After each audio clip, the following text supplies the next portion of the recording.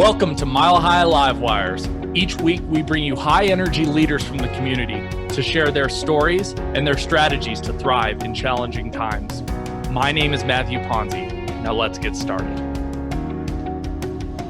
Ladies and gentlemen, welcome to Livewires. Today, we have Patrick Baker, who is the owner of Prime of Life Tech, and we're going to be talking about his entrepreneurial endeavors. And originally, you grew up in Binghamton, New York, but you spent most of your life here in Colorado. Is that right?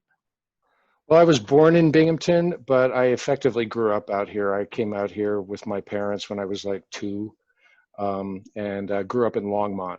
So you've seen all the changes that us Colorado natives have seen along the way. Oh man, it's amazing. I mean, so I didn't spend a lot of time in the Denver area as a kid. I remember going to the original Elitch's several times. My dad worked for IBM, and then every fall they would give their employees tickets to go to take them out to take their families to Elitch's, which was really cool. So that whole area is now where the Sprouts and all the other businesses and housing and stuff is now. So yeah, it's pretty wild how the metro area has grown and changed. I got my bachelor's degree from CSU. I was actually an English major and started my career in tech as a technical writer. I've been in tech for 30 years and have worn various hats, as it were, in that field. Technical writer, software testing, tech support, done some software development, and managing software development teams too. So going from being a technical writer to owning your own business, so what originally gave you the inspiration to start your own business? Well, my wife, her name is LeeAnn, and she has a personal training business. She works with individuals and groups at independent living places who are midlife and older. And a couple of years ago, while I was still in the corporate world, I started hearing stories from her about how her clients were asking her for tech support. So she'd be like plugging in their next appointment in her phone and the calendar, and they'd be like, "Oh, wow, you can keep a calendar in your phone? How cool is that? Show me how." Or, "Hey, that calendar, I'd like to be able to share that with my husband so that he knows what the heck I'm up to." And she loves her clients, so she would walk them through how to do these things. But then those requests started getting more complicated. For example, how can I set up streaming on my TV? How can I get the old photos off my husband's laptop onto my photo frame? How can I make the wireless better on this one end of my house where it's not so great?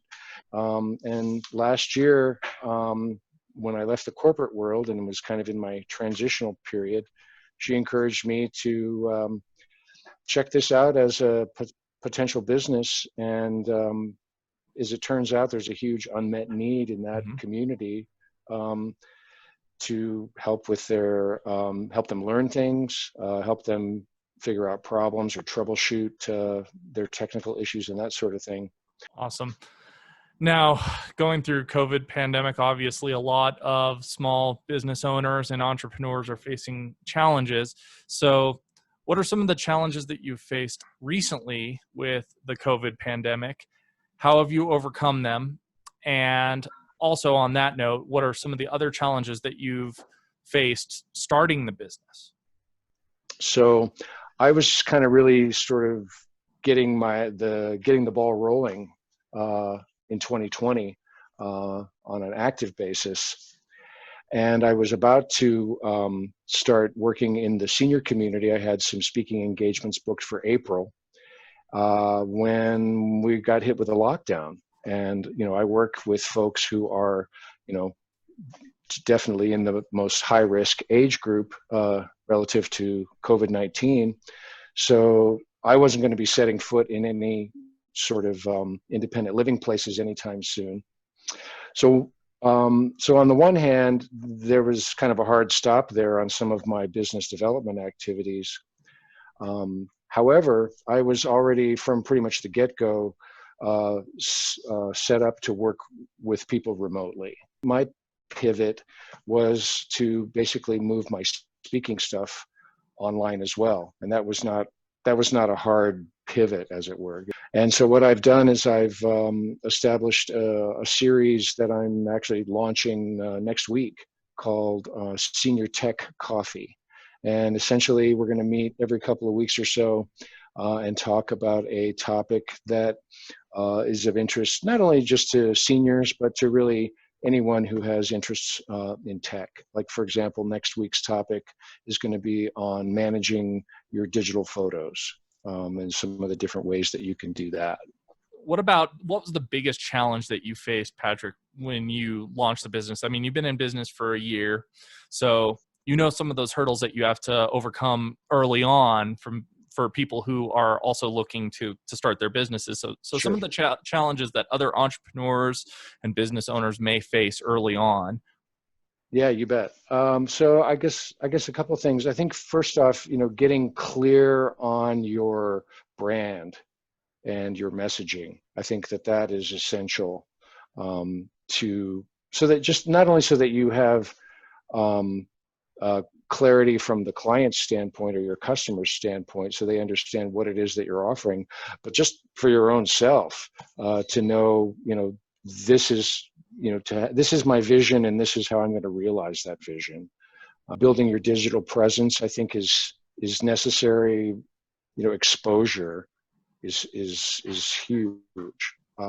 It depends on what you're doing, of course, and what is the best way to get the word out about your business and what you do. And so what are the best venues for those folks? Is it going to be LinkedIn? Is it going to be Facebook? And in what form? In addition to my own content, I would say curated content from my industry. And so I would encourage folks who are trying to do that sort of thing for themselves to take the time to, read the stuff that is in your industry and pass on the nuggets that you find useful, because if you find it useful, chances are your audience will too.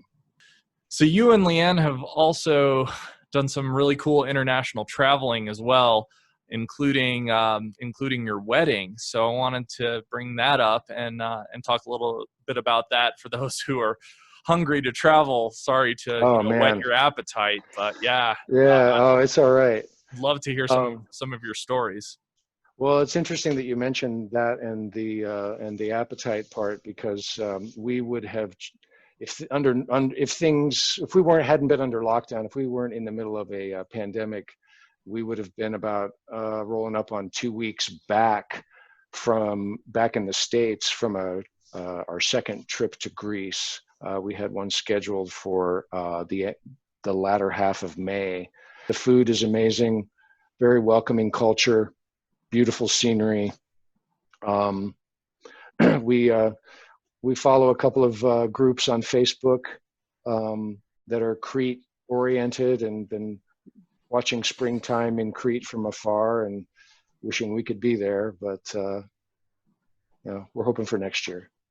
But it's interesting that you mentioned the wedding trip. So we traveled to Switzerland and Italy on our wedding trip. LeeAnn had a conference that she wanted to attend in Switzerland, which is a country neither of us had been to. And truth be told, that was my first trip to Europe. And so that was quite the eye-opener anyway. And so as far as the wedding portion, and we eloped. It was just the two of us. We were both in our early 50s, and we didn't feel the need to bring our extended family along to Italy. We went to the northern part of Italy, to Lake Como. Maybe you've heard of that. And it's the nearest big city is Milan, where we spent the last day of the trip. But at any rate, we stayed in this little village called Varenna on the, I guess that would be the eastern shore of Lake Como. And about half a mile, if that, up the hill from the village where we were staying was I want it 11th or 12th century castle, or the ruins of it anyway. Fairly well maintained, and we got married in a castle, so that was really cool. How cool is that? How do you even go about reserving a castle? I mean, I'm sure they have. Did you just do it online? Well, in our case, we kind of just showed up, Oh, and we wow. were doing our own vows anyway, so we didn't have like an entourage, and it wasn't a big deal in that respect. And we just stumbled upon the place too. I mean, because we made the reservation at an Airbnb reservation. We, basically scouted out some different Airbnbs around Lake Como and picked this one spot and got really lucky because it was, I mean, literally just actually up, not even a half a mile from the Airbnb on an old Roman road was this castle. So really cool. Very cool experience. I hear that. Well, you heard it here. Sometimes even on your wedding day, it's better to ask for forgiveness than for permission. Yeah. Well, that's Yeah. great. Well, any sort of advice that you would have for some of the younger entrepreneurs, getting started, who want to live that sort of lifestyle where they can get out and they can travel and they could still maintain a business, even though they're abroad. Maybe you have it a little bit better because you could work remotely. I don't know if you ever have to work remotely on your trips, but any sort of advice that you'd have for people who would like that sort of lifestyle? Yeah, a flexible business where you have the option to work remotely would be ideal. It also, I think, depends on what time zone your clients live in, and if you're tied to a time zone. Mm-hmm. Having the sense of adventure that the same sense of adventure that I think accompanies traveling, I think is also necessary to be an entrepreneur. There's a certain mindset, I think, for going into your own business. I think it requires a certain amount of bravery and risk taking for sure.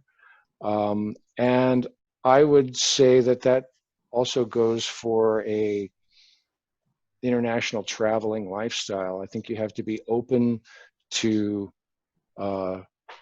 things that you're not familiar with. I think you need to be receptive to other cultures and other ways of looking at the world. And I think that adopting that same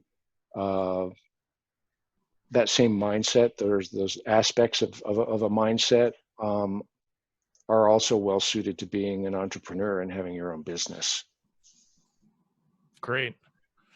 So where can people follow you and support you and Prime of Life Tech? So Prime of Life Tech on Facebook and LinkedIn both, and primeoflifetech.com. Awesome.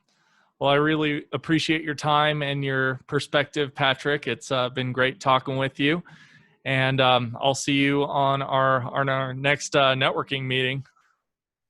Definitely. And thank you for taking the time to interview me. And I appreciate you allowing me to share my story on your show. My pleasure. Thank you so much, Patrick. Thanks, Matthew. Take care.